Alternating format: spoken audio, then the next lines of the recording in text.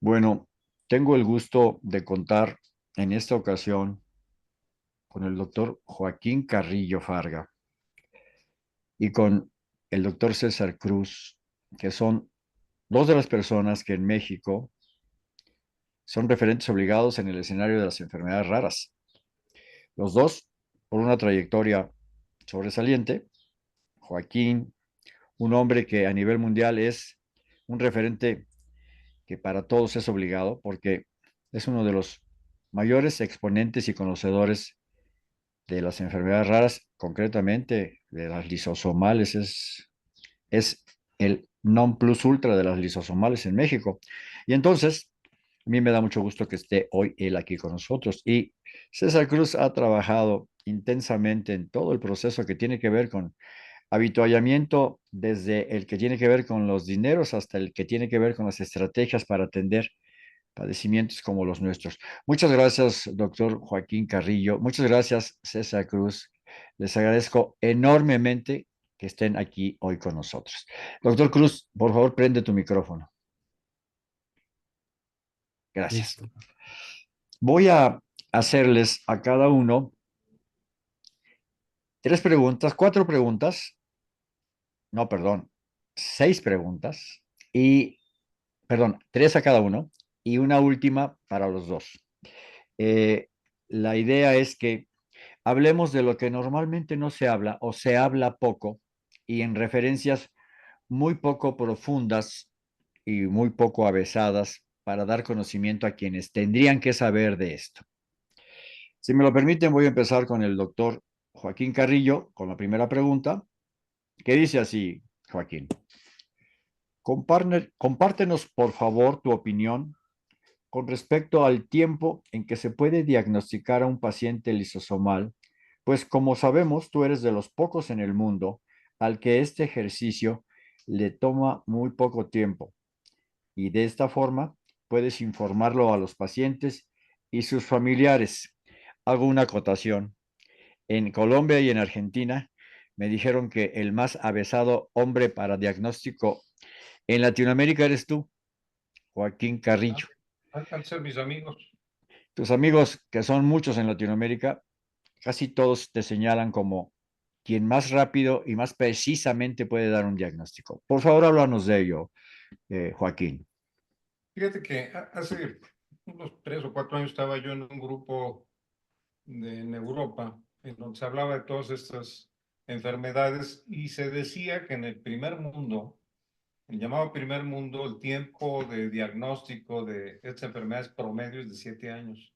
Pero claro, hay que tomar en cuenta a qué se refiere estos 7 años, porque muchas veces el paciente tiene síntomas y va con el médico general y el médico general no conoce la enfermedad, por eso se tarda mucho el diagnóstico, cuando es totalmente diferente cuando ya se tiene una idea clínica y el médico especialista o no especialista tiene ya una idea de qué es lo que sucede y entonces se puede hacer el diagnóstico. Por ejemplo, en México tenemos gente, pediatras sobre todo, que saben mucho de enfermedades de este tipo, enfermedades lisosomales, y una vez que tienen un diagnóstico presuntivo, mandan a hacer los estudios de laboratorio apropiados y entonces el diagnóstico ya no son 7 años, Claro, son 2 meses, que claro. es lo que tardan en enviar las muestras a otros lugares. Y esto.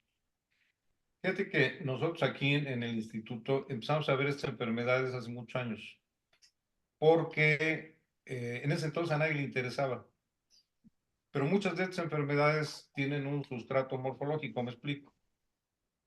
Una enfermedad lisosomal típicamente se diagnostica haciendo una determinación enzimática y viendo que falta una enzima. Pero el buen Aristóteles te diría que demostrar la ausencia de algo es muy difícil. En cambio, demostrar la presencia de algo es más fácil y es lo que nosotros hacemos. Vemos en el microscopio células que las puedes tomar a veces en un frotis de sangre, de médula ósea, a veces no se ven ahí, pero células y lo que tratamos de determinar es no la ausencia de una enzima, sino la presencia del sustrato que se acumula por falta de esa enzima. Y Okay. es muy interesante, porque incluso si hacemos una determinación enzimática, que la hacemos también aquí, si hace una determinación enzimática, a veces hay falsas deficiencias. Hay deficiencia en la prueba de laboratorio, pero no en el paciente. En cambio, si encuentras que la sustancia se está acumulando, no hay duda de que hay una deficiencia real. El otro estudio posible es por biología molecular, pero hay mutaciones que son de significado incierto, no sabemos si realmente son, decimos, patogénicas, es decir, si causan enfermedad. Y en cambio, cuando estás viendo la célula que está acumulando ciertas sustancias, estás seguro que sí hay un problema. Ya después determinarás cuál es la enzima que falta y cuál es el gen alterado. Yo soy anatomopatólogo, como tú sabes, entonces me gusta ver células. Y yo empecé a ver esto hace ya muchos años. El primer caso, que es un caso de enfermedad de Gaucher, precisamente lo vi hace 54 años, así que ya tengo un tiempo. Fíjate que los médicos aprendemos por experiencia. No porque seamos muy listos ni nada por el estilo. Yo soy muy tonto. Es más, si tú le preguntas a cualquiera de mis ex esposas, con alegría te afirmarán esto. Pero en realidad lo que sucede es que he visto muchas cosas. Y como en algún momento llegan muchos casos aquí al instituto, pues empieza a aprender desde la parte clínica, que algunos son muy característicos, otros no, hasta la parte citológica. Entonces nosotros desarrollamos estas técnicas que no fuimos los que originalmente las empezamos a hacer, pero somos los que las armamos. Y entonces vemos un paciente, vemos el frote de sangre, a veces necesitamos la médula ósea, y a veces con solo eso podemos establecer un diagnóstico definitivo que, sin embargo, hay que comprobar por determinación enzimática y biología molecular. Fíjate que ahora ya no podemos soportar el laboratorio de la determinación enzimática, porque antes nos llegaban muchos casos, pero por alguna razón dejaron de llegar. Parece ser que hacer el diagnóstico es peligroso para algunas instituciones, porque tú sabes que los tratamientos son carísimos, ¿no? Entonces, la estrategia que hacemos ahora es que vemos al paciente clínicamente, vemos el frotis. A veces tenemos diagnóstico, aunque no lo creas, presuntivo en 15 minutos. Sí, 15 minutos. A veces definitivo en 2 horas, a veces nos tardamos 24 horas, pero lo que estamos haciendo ahora, como algunas alteraciones de las que vemos son diagnósticas, pero otras no, son orientadoras, pero no diagnósticas, entonces lo que hacemos es secuenciar el genoma completo y estudiar los genes que nos parece que pudieran estar alterados. Y eso nos lleva un poquito más de tiempo, pero tenemos además mucha información acerca del paciente y de esta manera el diagnóstico se puede establecer en algunos casos en menos de un día, en otros casos, si podemos hacer la determinación enzimática en 2 días, y cuando tenemos que recurrir a la biología molecular, quizá unos 10 días.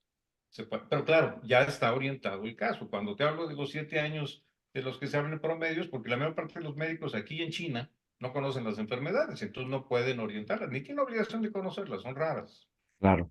Yo he hablado insistentemente haciendo énfasis en lo siguiente. Tengo el caso de una dama que me dijo, a mi hijo tardaron 10 años en diagnosticarlo.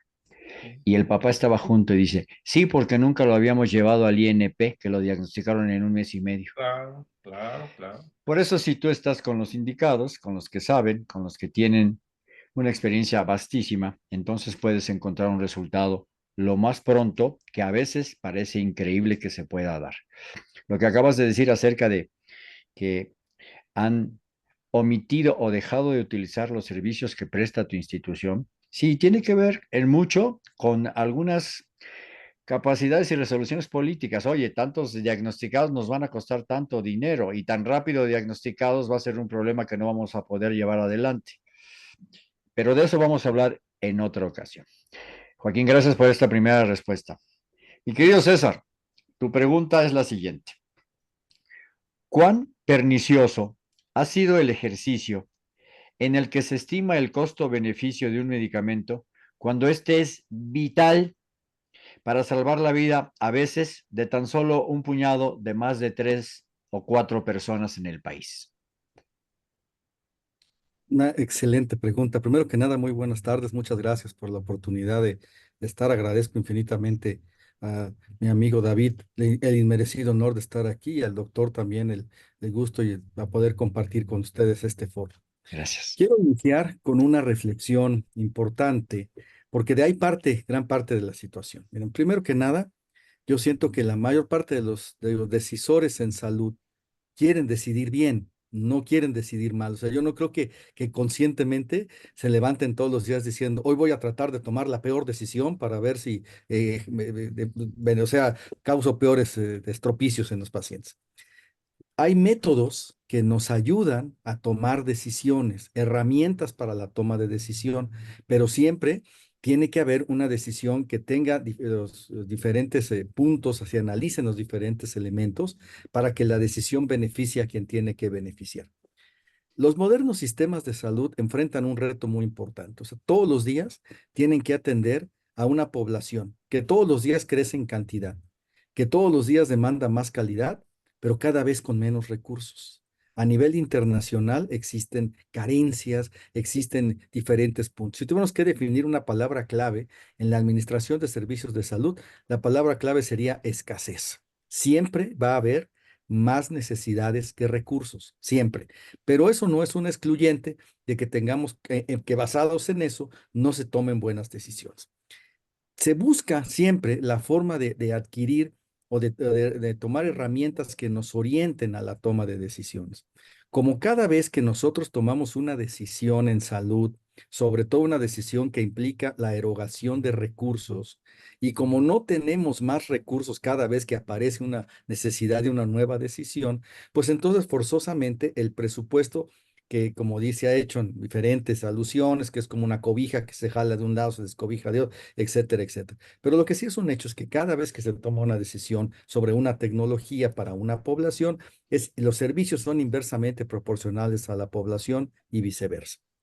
En este caso que nos ocupa, pues desde hace algunos años se intentó ver precisamente un método científico que tratara de orientarnos sobre la efectividad que la tecnología en la salud tenía sobre los resultados en salud. Y aquí es un punto muy importante, porque los directivos en salud tendrían que ser evaluados en función de sus resultados en salud, no en función de cuánto dinero ahorran o cuánto dinero, porque el principal ahorro que ocurre es no gastar. Y si no gasto, pues ahorro todo, pero voy a tener pésimos resultados, porque la idea es que las tecnologías se ocupen. Cuando se escuda uno en el método mal empleado para justificar una decisión, entonces es cuando la decisión no es racional, no es técnicamente viable y entonces llegamos a una situación que afecta la vida de los pacientes. En el caso que nos ocupa y la pregunta que me hicieron el favor de plantear, pues nosotros tenemos unos métodos que llamamos métodos de evaluación de tecnologías sanitarias.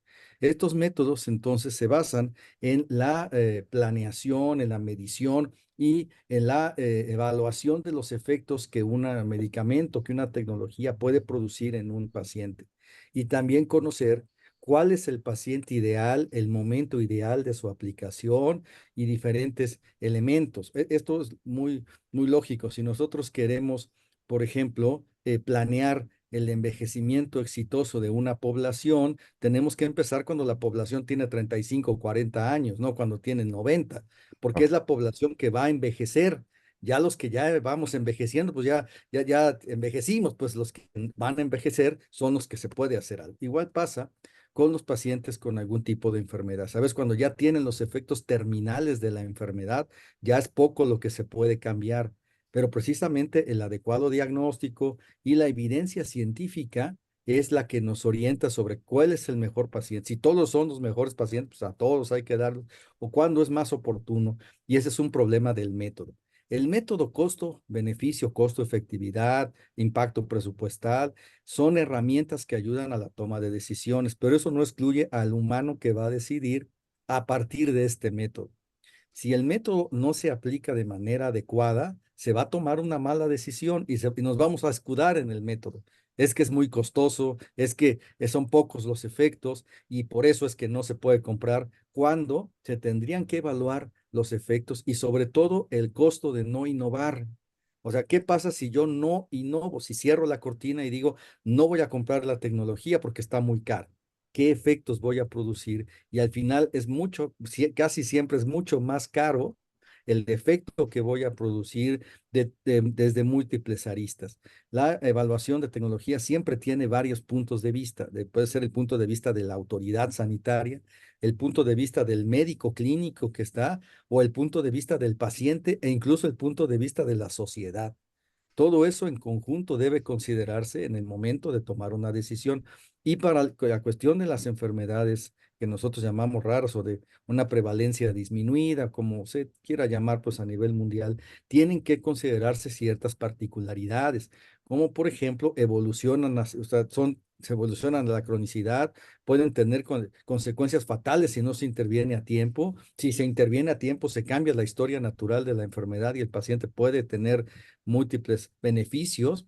Y además de todo esto, pues los estudios son a veces limitados porque son series como es una enfermedad de baja prevalencia, pues no se puede tener una alta casuística y no se pueden aplicar los mismos criterios que se aplicarían para otro tipo de enfermedades, porque son otro tipo de circunstancias. Entonces, en conclusión, pues el método no tiene la culpa de quienes lo están utilizando, porque finalmente el método no es más que una herramienta. Si solo nos fijamos en el costo y no en los eventos y los efectos que se producen, vamos a tomar malas decisiones. Si solo nos fijamos en eso, es como estamos en ese punto. Tenemos que evaluar de manera conjunta. Es decir, el método no es lo que está mal, lo que está mal es los que lo podemos emplear de una manera deficiente. Si lo usamos de manera eficiente, si lo tratamos de usar, al contrario, es una herramienta que facilita la toma de decisiones y permitiría hasta planear muchas otras cosas más que beneficiarían no solo a la parte económica, sino la más importante, porque la razón de ser del sistema de salud es brindar atención y solucionar los problemas, no ahorrar, no ser eficientes, no llenar, no una administración, no, la atención médica nunca debe estar al servicio de la administración, sino al revés. La administración debe estar al servicio de la atención médica y ese es el punto que importante. Muchas gracias, César. Yo conocí, para quien nos está escuchando y nos va a ver, a César en una de sus múltiples ocupaciones y puestos importantes en la Administración Pública Federal y concretamente en el área de salud. La primera vez que yo tuve una charla con César, él estaba haciendo una muy importante tarea en el Consejo de Salubridad General.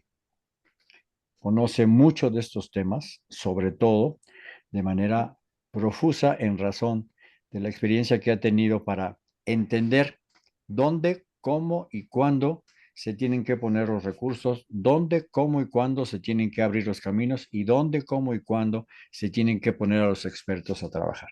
Muchas gracias por tu respuesta a esta primera pregunta, doctor César. Joaquín, aunque la información sigue siendo muy restringida, conocemos que las terapias génicas que se están desarrollando no necesariamente son la solución para todos, pues las evidencias de los resultados nos indican que las personas a quienes se les ha practicado una terapia génica son ambivalentes en resultados. A veces estos son estupendos y en otras ocasiones son magros y muy poco benéficos. Eh, el paciente regresa cuando la terapia génica no le sirvió a sus terapias convencionales. Joaquín, ¿crees tú que en México se está trabajando por entender la complejidad de estos esfuerzos que son de punta genómica actualmente y se pueden utilizar en un futuro cercano? Yo creo que no. Pero, y en relación con todo esto, y ahora que oí al doctor Cruz platicar de lo que nos dijo, me pareció que había varios puntos fascinantes, no solo importantes, sino fascinantes acerca de lo que dijo. Claro, uno como científico no se pone a pensar en estas cuestiones administrativas, pero son muy, muy importantes. Por ejemplo, hablaba de cómo saber qué tan útiles son estas terapias si tenemos tan poquitos pacientes, son tan raros, ¿no? Y me estaba yo poniendo a pensar qué tan frecuentes o raras son estas enfermedades. Yo como muchas veces te he comentado y comento a todos mis alumnos, las enfermedades raras son raras por dos cosas. Primero, son raras. Dos, porque nadie las sabe diagnosticar. Entonces, pueden ser desconocidas totalmente, pensarse que no hay. Una de las cosas que yo me acuerdo cuando estaba en la Facultad de Medicina, los profesores me decían, Carrillo, usted apréndase los problemas de salud del país y no ande viendo cosas raras.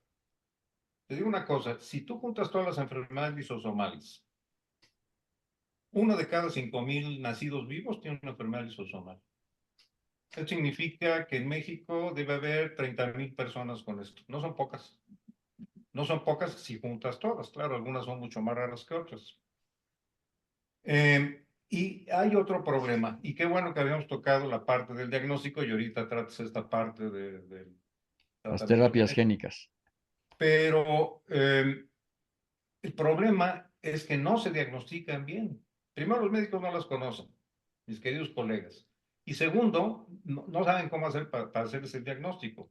Y ahora, por ejemplo, mandamos a laboratorios de fuera los estudios, digo, nosotros no, pero los médicos lo mandan. Cuando aquí en México desarrollamos la técnica de rastreo más rápida y más barata de todos, que es un frotis de sangre teñido con Romanowski. Otro punto muy importante que tocó el doctor y que me parece fundamental, ¿cuándo le voy a dar tratamiento a un paciente que tiene ya una lesión ósea o hepática terminal y me va a gastar una millonada en eso? No, no se puede. Pero fíjate bien, entonces tenemos un problema científico. Estamos haciendo rastreos al nacimiento, estos eh, perfiles que se hacen metabólicos, cada vez más limitados. Y si no tienes dinero y eres un paciente privado, no te lo puedes hacer. ¿Por qué? Porque el gobierno ha quitado una serie de estudios que antes se hacían y ahora ya ni siquiera se hacen. ¿Y por qué? Porque les cuesta mucho más las complicaciones de todo esto, muchísimo más.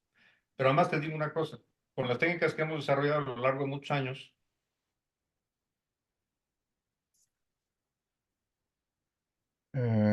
Joaquín, si me estás oyendo, te perdimos hace 5 segundos.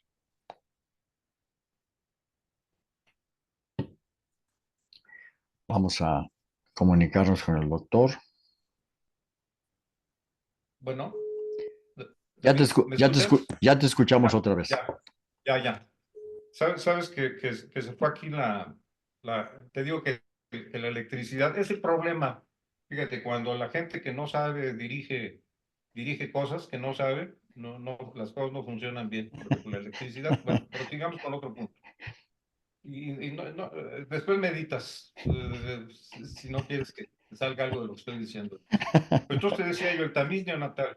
Se podría hacer un tamiz neonatal bien hecho y se ahorraría muchísimo dinero, pero Claro, han querido ahorrar y entonces hacen un tamiz neonatal patito que no le sirve a nadie. Hay varias enfermedades lisosomales, no todas, que se pueden diagnosticar en el tamiz neonatal. Se requiere un espectrómetro de masas aparte para hacer esto y son pocas las enfermedades, pero en un solo frotis sanguíneo, en un niño recién nacido, te estaba yo diciendo, puedes detectar unas 30 enfermedades diferentes, además de lisosomales. Y entonces se puede empezar a dar tratamiento, como decía el doctor, en el mejor momento, en el momento en que no ha habido complicaciones. Pero la gente no lo hace, claro, o porque no quiere, o porque de plano no sabe. Es sí, mucha ignorancia. Y voy al otro punto. Lo que necesitamos es una mejor calidad de educación. Tenemos una calidad de educación pésima en este país. Y es una de las cosas que hemos tratado de hacer en el instituto. Incrementar la calidad de la educación. Te he comentado que tenemos cursos que Harvard ya los quisiera para un día de fiesta. Y eso, eso, hacerlo aquí en México ha costado muchísimo trabajo, sí, precisamente porque es luchar contra corrientes. Pero las mejores universidades del mundo quisieran tener una cosa de estas, como lo que hay aquí. Bueno, y en parte la educación es para estas enfermedades. sí, Precisamente, tú sabes que nosotros vemos enfermedades sanguíneas, leucemias, anemias, en fin. Pero lo interesante es que estas enfermedades pueden tener una manifestación en los frotes de sangre o de médula ósea que te pueden permitir hacer un diagnóstico al nacimiento, un diagnóstico temprano que no se puede hacer incluso por los tamices más extensos que se hacen, por ejemplo, en los Estados Unidos. Hay muchas cosas que no se pueden hacer esta y que aquí con un frote de sangre que vale 5 pesos se podrían hacer si la gente quisiera estudiar. claro. Por eso la gente no quiere estudiar, la gente quiere que todo se haga en un aparato automatizado y no quiere ponerse a ver las cosas en detalle. Y esto está relacionado con la pregunta que tú me haces, si ni siquiera sabemos hacer el diagnóstico. Ahora, la terapia génica, el problema de terapia génica es que se usan, por ejemplo, virus que llevan moléculas de DNA a las células, pero esto es casi azaroso. ¿Qué tal que también se implantan estas secciones de DNA en las células? Por eso los resultados, como tú lo sabes, a veces son muy buenos, pero a veces no. tal como tú lo dijiste, el paciente tiene que regresar a las otras terapias, porque en ese caso tú le estás dando, por ejemplo, la enzima de reemplazo y sabes cuál es la dosis que estás usando. En cambio, con la terapia génica es muy difícil evaluar qué tantas células fueron transfectadas apropiadamente para empezar a formar. Pero volviendo al punto, la educación es todo. Y si la educación aquí, en lugar de subir de nivel, como en el resto del mundo, empieza a bajar, entonces estamos en problemas. Ya lo Y creo, es algo que tenemos que tomar en cuenta. ya lo creo. Tal y como tú mencionaste desde el principio de tu respuesta acerca de que no creías que fuera tan fácil la implementación de terapias génicas para México, cuatro expertos como tú que tienen que ver con también la salud, coincidieron con tu diagnóstico. Dicen, primero tendríamos que empezar a solucionar otras cosas antes de pensar en terapias génicas, y aunque las terapias génicas son el futuro mediano, lo cierto es que lo primero que tenemos que solucionar es lo que no hemos terminado por entender y solucionar. Tienes toda la razón. Hacer el diagnóstico, Hacer el para empezar, diagnóstico. para empezar. Cierto. César, a la hora de hacer un ejercicio programático, tú que conoces el tema, ¿entenderías que se toma en cuenta a la comunidad de la sociedad civil que padece trastornos de alto costo para su atención? Y de no ser así, dada tu experiencia, ¿qué fue lo que lo impidió? Lo pregunto porque en países de la región como Chile, Colombia y Costa Rica, existe siempre una silla para atender las sugerencias y necesidades de quienes padecen estas enfermedades raras. ¿Cuál es tu opinión? Claro, es una pregunta muy interesante. Yo quiero, ya que estamos en la parte de la que nadie habla, quiero traer a colación lo siguiente. Cuando se planea y se da se pretende presupuestar a las enfermedades raras y su tratamiento, pensamos solamente en el medicamento, en la tecnología principal. Pero eso es un grave error, porque el éxito en el tratamiento de estas enfermedades depende del conjunto, del equipo que va a ayudar a tratar, y el tratamiento siempre es multidisciplinario. Si vamos a invertir en la tecnología, en el medicamento caro para el paciente, y no le vamos a dar la adecuada rehabilitación, si no va a participar adecuadamente el rehabilitador, el fisiatra, el foniatra, el equipo de salud que tiene que participar según la enfermedad, la posibilidad de éxito va a ser un fracaso. O vamos a convertir una posibilidad de éxito en un fracaso, o vamos a disminuir mucho esto. Y precisamente en este equipo, en esta simbiosis que tiene que tratar la enfermedad rara, los pacientes y sus familiares tienen que estar comprometidos con el tratamiento.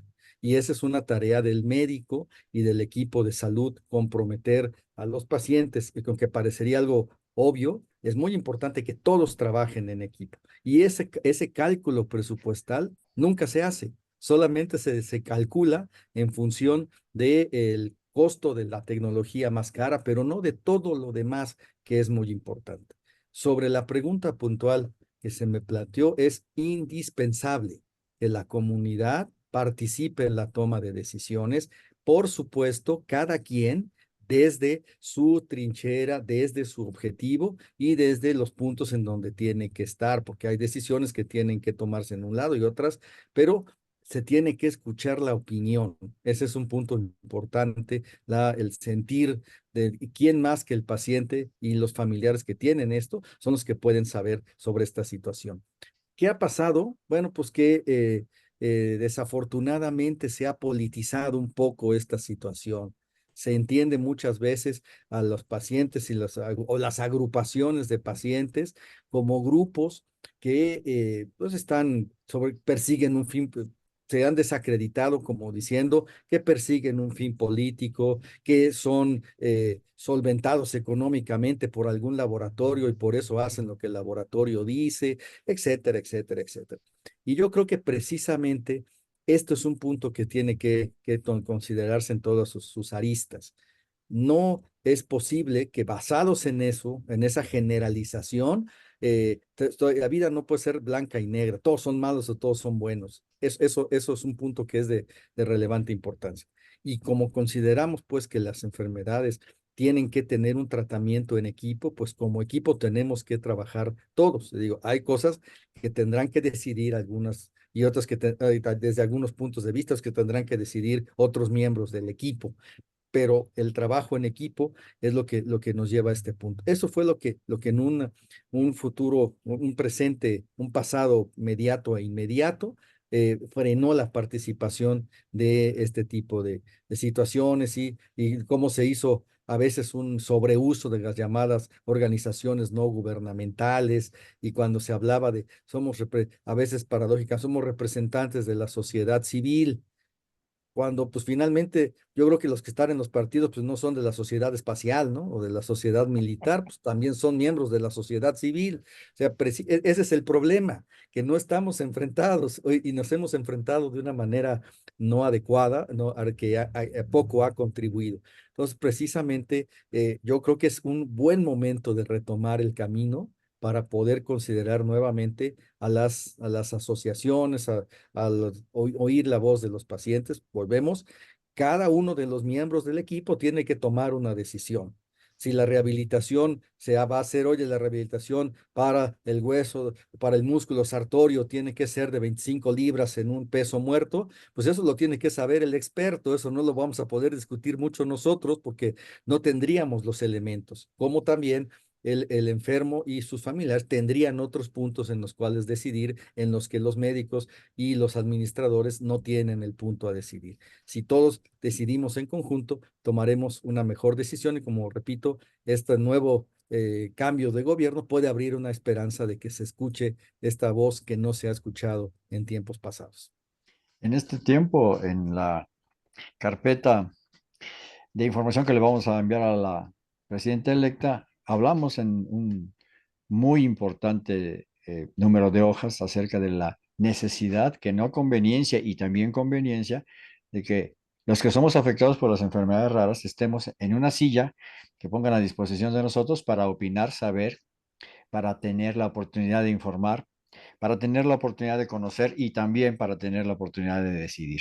Muchas gracias, César, por esta respuesta. Joaquín, fíjate que me di a la tarea de preguntar en diferentes ámbitos a nivel internacional si conocían tu instituto. Lo mismo hice en México con algunas personas importantes. Bueno, no me sorprendió lo que encontré como información. Tu instituto es muy conocido en México, pero es más conocido en el extranjero. Mucho más conocido en el extranjero. La respuesta de 50 personas a las que se les interrogó sobre este tema pasó por Argentina, Chile, Colombia, Uruguay, Costa Rica, Estados Unidos y Francia y México. Entonces, la extraordinaria entidad que tú diriges y que ha sido desde el pasado hasta hoy una que nos ha dado la oportunidad de tener diagnósticos precisos y a tiempo, no está siendo considerada como se debiera. ¿Tú tienes alguna respuesta que nos dé luz con respecto a esto que observamos? Pues mira, David, yo no lo sé. Mira, nosotros en el instituto hemos tratado de permanecer de bajo perfil, que a veces es mejor, ¿no? Que hacerse mucho. Nuestras relaciones académicas son con gente seria aquí en México, pero sobre todo con Estados Unidos y Europa. Y quizá por eso allá nos conocen un poco más. Tú sabes que yo soy profesor de muchos hematólogos, sobre todo en España, en Estados Unidos, y quizá esa es la razón. Aquí tenemos buena relación. Nosotros siempre que nos piden apoyo las instituciones públicas, como saben, nosotros somos una institución privada, nosotros se lo damos. Y quiero aprovechar porque la verdad es que yo no tenía el gusto de conocer al doctor César Cruz, pero lo poco que he oído ahorita me ha parecido un hombre muy sabio y lo felicito, doctor, porque esta integración que usted está haciendo no la había yo oído muchas veces y menos en labios de una persona que ha estado en la administración pública.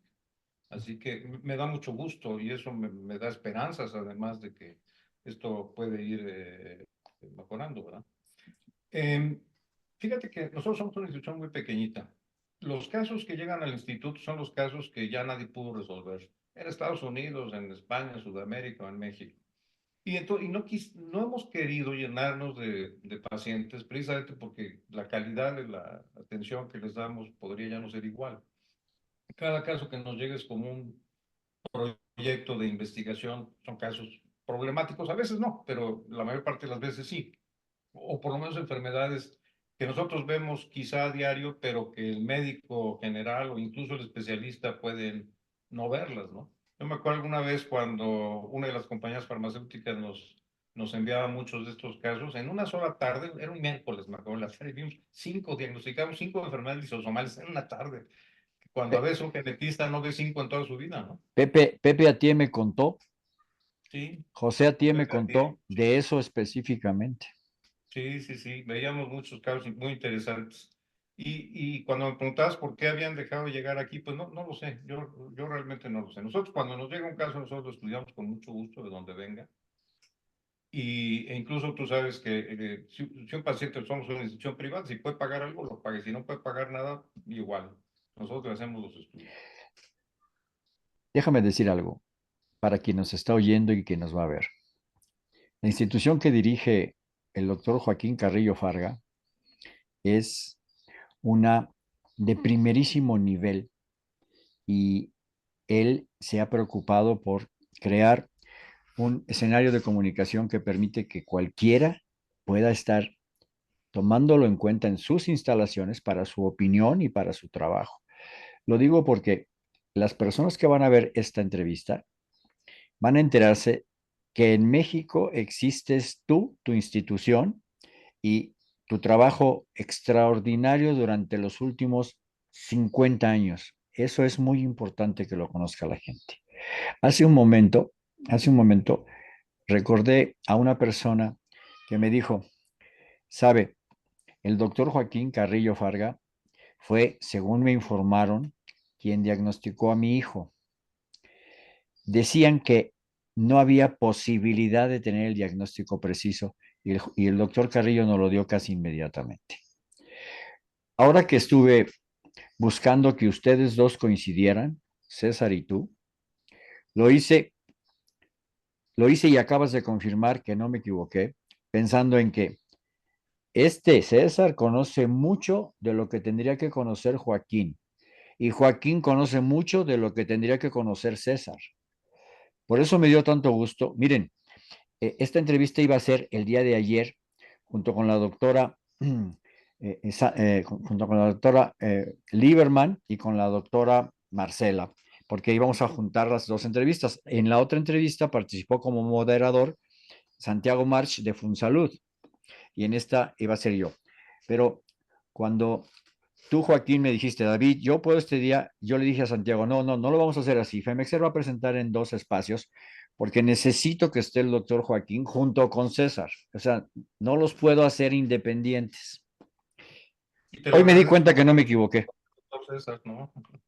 Y a partir de ahora, tú, por favor, César, ten la información, teléfono, correo electrónico de Joaquín y tú, Joaquín, lo mismo, porque Claro. evidentemente, como dije hace un momentito y tú lo señalaste, bueno, te ha sorprendido gratamente la conversación que nos ha regalado el doctor Cruz y al doctor Cruz estoy seguro que le ha parecido también igual de atractiva la conversación que tú nos estás regalando. Entonces, me felicito por haberlos juntado. Me felicito por haberte esperado al día que tú me dijiste y lo más importante de todo, me felicito porque se conocieron. Eso es muy importante. Pero fíjate, David, ahora tienes el compromiso de venir con el doctor Cruz acá al instituto, porque tú tampoco lo conoces. Sí, Están cordialmente invitados. El instituto es un lugar que vale la pena ver, está muy simpático. muchísimo, muchísimo, vale la pena muchísimo ver. Joaquín, permíteme hacerle la pregunta a César. Claro. Perdón, ¿querías agregar algo más? No. Ok. Muy bien. César, ocupaste en el pasado muy reciente un puesto a nivel gubernamental en el área sanitaria de enorme relevancia. Mi pregunta es acerca de lo siguiente. Los trabajos que tú coordinaste, los caminos que tú iniciaste, lo que dirigiste, lo que impulsaste, ¿ha tenido seguimiento con quienes sucedieron a tu esfuerzo o se detuvo ahí todo? Cuéntanos. Yo creo que es otra pregunta. David hace unas preguntas verdaderamente muy buenas, pero yo quiero decir algo. Eh, Vivimos en un país donde Dios nace cada 6 años. Y el nuevo Dios generalmente ocupa los primeros 2 años de su existencia en destruir lo que hizo el Dios anterior o en decir, todo esto era un desorden y yo lo arreglé para que ahora sí funcione. Y cuando según él ya lo arregló, se acaba el tiempo y entonces regresa otro y ese es un ciclo que hemos estado viviendo. Yo creo que quien me ha sucedido en el cargo ha tenido, como todos los humanos, y como yo también, por supuesto, aciertos y errores. Creo yo que uno de los grandes aciertos que ocurrieron, pues fue el reconocimiento global de todas las enfermedades dentro del sistema de salud mexicano, porque finalmente era ridículo que hubieran reconocido 20 enfermedades y demás cosas. Qué bueno que eso ya cambió. Sin embargo, tiene muchos pendientes que nosotros teníamos también y que estábamos en camino de resolver. Y ojalá que ahora que se habla de continuidad y de un segundo piso, de una transformación, aunque ese es un tema que ahorita esperemos tocar, de esta continuidad, porque muchas de las cosas que teníamos en camino no se ha dado el seguimiento. Y quiero hablar particularmente del censo y registro de pacientes con enfermedades raras. Creo yo que la información es la base para la toma de decisiones. Si no tenemos adecuada información, no vamos a decidir bien y necesitamos saber cuántos hay para poder planear, para poder decidir. No van a ser todos los que tienen la enfermedad, porque como lo ha dicho el doctor de una manera muy acertada, tenemos muchos problemas en el diagnóstico y la detección y a veces ya detectamos el paciente cuando está en la etapa ya terminal. Esto no es privativo de las enfermedades raras. Si vemos a los pacientes que tienen cáncer, también detectan en una etapa tardía y así sucesivamente. Eso es un gran problema que el Estado tiene que atacar. No lo ha atacado. Que quería hacer este censo, el censo y el registro iban a hacer una aproximación que nos iba a permitir saber dónde estaban. En un primer momento, en una ocasión que me permitieron compartir algunos datos, pudimos darnos cuenta cómo había, en los días que estuvo el plan piloto de lo que iba a ser el censo, pues cómo había gente que viajaba desde estados muy lejanos de la República para poder recibir atención, cómo hay detalles que si se conocieran, se pudieran tratar, se pudieran planificar y se pudieran programar. Pues no tenemos que tener miedo a la información, al contrario, la información nos va a permitir decidir mejor, porque pareciera que no quiero tener el registro porque así voy a tener que atender a los pacientes que encuentre. De todos modos, los voy a tener que atender. La diferencia es que los voy a atender cuando ya llegan a una etapa muy tardía, donde además de que éticamente es un fracaso, médicamente es un fracaso, financieramente es doble fracaso, porque atender la complicación de algo es mucho peor que atender la situación cuando se podía prevenir.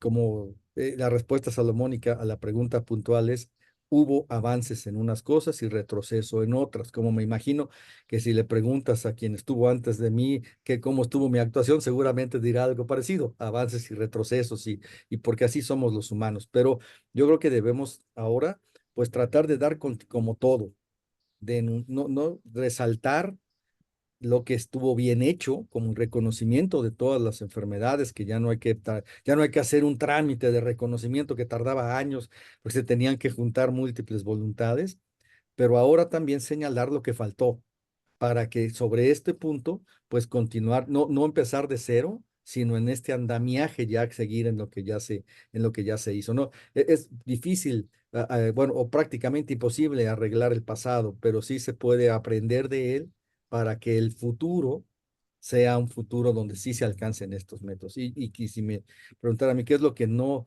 pienso que no se dio el seguimiento adecuado, pues en esto, en el registro y el censo, porque eso tenía que seguirse y porque es una tarea que sigue estando pendiente y que tiene que hacerse en algún momento. Mientras no sepamos cuántos somos, va a ser complicado el poder llevar a cabo una planeación estratégica adecuada, y el saber permitirá identificar algunas situaciones que son susceptibles de prevención y son susceptibles de mejora. Muchas gracias por la respuesta, César. Déjenme apuntar dos cosas. Uno, Access Salud me dio el informe el día de ayer. Tenemos detectadas a lo largo y ancho de la República hasta este momento casi 640 enfermedades raras en el norte, sur, este y oeste de la República Mexicana, con pacientes, médicos, instituciones, cuando están atendidos, cuando no están atendidos, etcétera, etcétera. Y entonces es el mapeo más importante que hasta este momento hay como un símil de registro o censo. Evidentemente, y somos, a ti te consta, César, de los más interesados desde siempre, desde hace 22 años pedí un censo y un registro, cuando me daban tiempo en la Cámara de Diputados y Senadores de ocupar sus tiempos en radio y televisión para pedirlo. Eso por un lado. Y luego, por otro lado, algo que para mí es sumamente importante. Estoy cierto que la decisión se tomó de manera consensuada para dar un anuncio tan importante acerca de México reconoce las 5.500 enfermedades que la Organización Mundial de la Salud tiene bajo sombrilla de observación. En una de las ocasiones en que tuve oportunidad de saludar al señor presidente en un aeropuerto, siempre en un aeropuerto porque no había de otra, le dije, señor, hay miles de enfermedades que están reconocidas en el mundo como impactantes para la sociedad civil, para la sociedad, y en México solo se reconoce a dos decenas. ¿Cuántas son? Muchísimas, señor. Muchísimas. Y estaba a su lado el director del IMSS, Zoe Robledo, y dijo, ¿sabías eso? Y Robledo dijo, sí, sí, señor. Bueno, habrá que hacer algo. Esto cierto que la decisión consensuada y tomada en cuenta para dar el anuncio político sanitario fue de gente que observó que era una información que como tarea pendiente ya no era posible seguirla postergando. Yo tengo la impresión de que ese trabajo que tú me adelantaste que se iba a hacer, me hablaste un día y me dijiste, David, mañana se hace el anuncio del censo en México. Y yo me equivoqué cuando lo vociferé a Argentina, Brasil, Colombia, Chile, Paraguay, para todos lados, y luego recibí cualquier cantidad de comentarios entre burlones y sarcásticos de, pues, ¿qué pasó con tu censo y qué pasó con tu esto y qué pasó con tu otro? En fin, habrá que seguir batallando para que las cosas sucedan como deban de suceder y se haga lo que se tenga que hacer. Esta última pregunta es para los dos y les pediría que eh, quien decida iniciar en la respuesta me lo haga levantando la mano. ¿Consideran que el llamado segundo piso que plantea el gobierno que va a tomar las riendas a partir de octubre próximo beneficiará al escenario que viven las personas con enfermedades raras en el país? Sí, porque lo piensan, no, porque lo piensan. César. Muchas gracias por el democrático método de selección. No, no es cierto. No, es un gusto. Yo quiero pensar que sí va a impactar de una manera positiva. Okay. Y quiero decir por qué. Bueno, el escenario que tuvo que enfrentar la administración previa, pues fue un escenario complejo, vamos a decirlo así. Tuvo que enfrentar una condición que nunca se había presentado en la historia del país, como esta moderna pandemia, que pues fue una situación que definitivamente pues cambió el curso de muchas cosas, ¿no? En el 2019 se tenían unos planes que en el 2020 tuvieron que ser otros porque pues había que atender una emergencia mundial. Pero ahora nos encontramos en el inicio de lo que puede ser un nuevo régimen. Y creo yo que este inicio nos brinda la oportunidad de reflexionar sobre cómo ha venido transcurriendo esta situación y cómo queremos que siga en el futuro.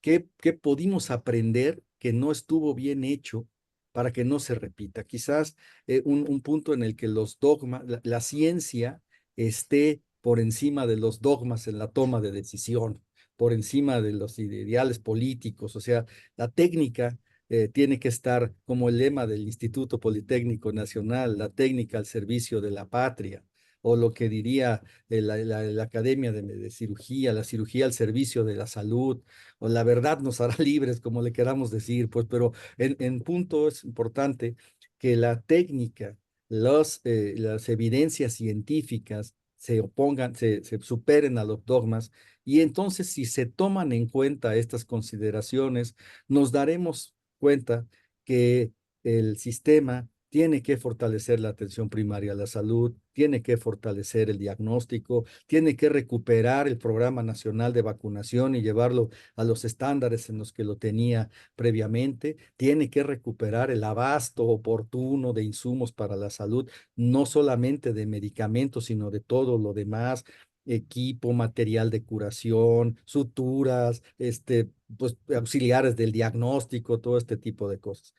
Si eso ocurre, si realmente se hace un ejercicio de autocrítica y se identifican las debilidades que no se pudieron atender en esta pasada administración como un punto de partida, creo yo que la reconstrucción es posible y que la toma de decisiones es posible en el sentido favorable para que se dé este punto. Para las enfermedades raras, creo yo, y quiero reconocer a David, que ha hecho un excelente trabajo a lo largo de todos estos años, que ha ayudado para el reconocimiento de estas enfermedades, y a muchos otros también que le han ayudado y que están ahí en el camino, porque yo siento que ahora es un buen momento. Las enfermedades raras son visibles. Ustedes las han hecho visibles y las han vuelto un buen punto de conversación.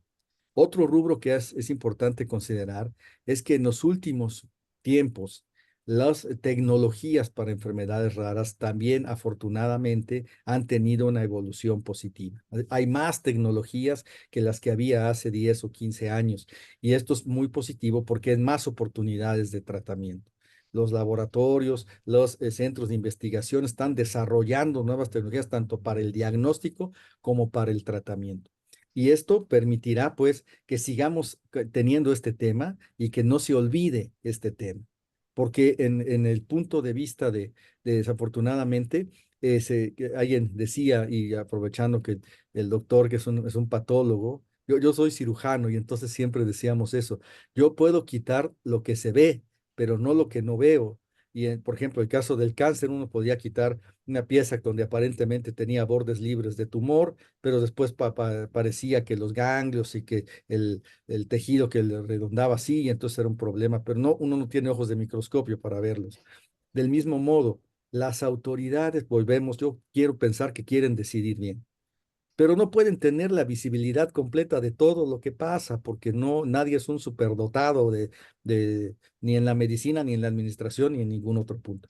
Pero si nosotros les decimos lo que pasa, tenemos una esperanza de que lo identifiquen, y con este pensamiento científico que esperemos, que ha dicho la nueva presidenta que va a imperar en el siguiente sexenio, si eso es real, tenemos una gran esperanza y se identificaría, se diagnosticaría la enfermedad y se podría identificar el tratamiento, metafóricamente hablando, del sistema de salud, que tiene fortalezas y debilidades y que tiene importantes áreas a componer en el siguiente sexenio. Como les mencioné, la administración, la vacunación, el abasto, etcétera, etcétera, que se hizo lo que se pudo, pero ahora ya no va a haber, esperemos que ya no haya otra pandemia más, en lo que al menos en lo que me reste de vida, espero no volver a vivir otra. Entonces ya no va a haber esa emergencia, ya se puede planificar, y si tenemos mejor información se planificará mejor. Entonces yo sí veo como una posibilidad de esperanza lo que este cambio, y que en la medida en que nosotros sigamos haciendo visible el problema, se identificará y se tratará de dar solución. Muchas gracias, César. Joaquín, la misma pregunta. ¿Qué tu expectativa acerca de la 4T y el segundo piso? Mira, yo no alcé la mano porque considero que el doctor Cruz muchísimo más conocedor de todas estas cosas. Yo sé muy poco de todas estas cuestiones. Yo lo que te puedo decir es que yo ya no estoy en las instituciones públicas, entonces no sé cómo están funcionando. Lo veo a través de los pacientes que llegan al instituto y pienso que en estos años hubo una disminución importante en la calidad de la atención. No puedo juzgar, uno solamente se puede juzgar a uno mismo, no puedo juzgar a los demás, yo solamente hago esta observación, veo qué es lo que sucedió, pero la esperanza es lo último que se pierde. Y yo creo que con la doctora Scheinbaum esto puede mejorar. Mira, yo no la conozco personalmente, sin embargo, su mamá y yo tenemos algo en común. Fuimos alumnos del doctor Rui Pérez Tamayo, médico más importante del siglo XX. Pero entonces supongo que ahí hay buenos genes, buena educación, buena familia. Y además, lo que he estado viendo, por ejemplo, escuché que David Kersenovich va de secretario de salud. Bueno, con gente de ese nivel, yo creo que las cosas pueden funcionar bien, ¿no? Y desde luego, nosotros apoyaremos en lo que podamos, como una institución privada, en lo que podamos, con muchísimo gusto apoyaremos. Yo creo que vamos a ir adelante. Es un país muy importante, muy fuerte. Cuando sales, te das cuenta del cariño que el mundo le tiene a este país. Yo creo que no se va a caer. Hay muchos que son pesimistas. La verdad es que no nos podemos dar el lujo de ser pesimistas. Lo que tenemos que hacer es seguir haciendo nuestro trabajo y tratando de que esto siga adelante. Yo creo que esta situación tan difícil que se dio en este sexenio, por muchas razones, seguramente el doctor Cruz conoce muchísimo mejor que yo, por eso no me atrevo a juzgar. Yo creo que esto se va a empezar a revertir, como él lo dijo, y vamos a ir adelante. Tenemos algunas cosas muy positivas. Te digo, nosotros aquí, digo, pobremente, pero a veces en media hora hacemos el diagnóstico que en el mejor hospital universitario de Estados Unidos se llevaría un mes. Así que yo creo en este país, por eso no me he ido, creo en este país y voy a seguir luchando hasta donde mis fuerzas lo permitan por sacar adelante esto. Mira, Estupendo. tenemos al instituto, tenemos gente en el gobierno muy distinguida, hacemos muy buena cerveza y tenemos al Checo Pérez. Hay que ir adelante con este país. Estupendo, Joaquín. Voy a referirles una expresión que puntualmente inventó don José Alameda en sus narraciones en la corrida de toros. Yo hice un símil con las enfermedades raras. Él decía, el toreo es siempre apasionada entrega y nunca graciosa huida. Las enfermedades raras son lo mismo, apasionada entrega y nunca graciosa huida. Yo les agradezco a ustedes dos, sobre todo la calidad y robustez de sus argumentos. Les agradezco también, sobre todo, la amistad que me regalan y que me permite confiar en poder convocarlos para que estén hoy aquí. Y lo que más valoro de ustedes es que toman parte de su valiosísimo tiempo para dedicarlo a esta charla, que me parece fundamental, conozcan muchos para entender procesos, para entender cosas que no entendían y para saber que existen hombres en México que buscan de corazón hacer que las cosas buenas sucedan para quien más lo necesita. Muchas gracias, Joaquín. Te agradezco de todo corazón, mi querido hermano. Te agradezco enormemente. César, muchas gracias, queridísimo amigo, por tu participación. Siempre, siempre tan seria, tan profesional, siempre, siempre tan puntual a la hora que te pido, a la hora que te convoco a estas reuniones. Yo estoy seguro que quienes los van a escuchar y ver durante 3 meses, julio, agosto y septiembre, van a entender de manera muy precisa lo que ustedes acaban de regalarnos y que para muchos será la primera vez que lo escuchen. Muchas gracias. Muchísimas gracias.